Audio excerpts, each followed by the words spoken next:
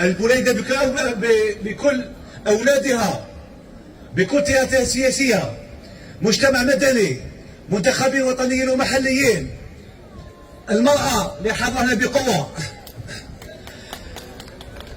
الشباب، نعم الشباب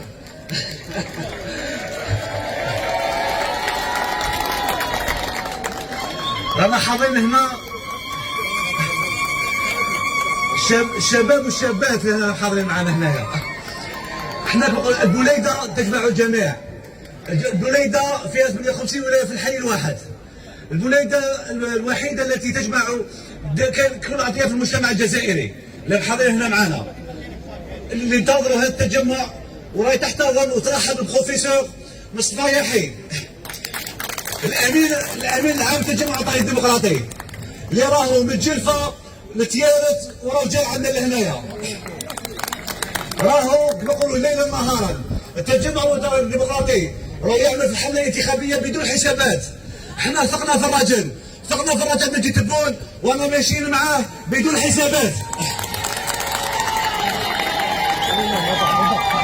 راجل مخلص، كان عنده 54 التزام وراه حققهم. احنا ما ماشيين معاه في برنامج والطموح، وان شاء الله فيها الخير للعباد. راه طاع عده امور للشباب.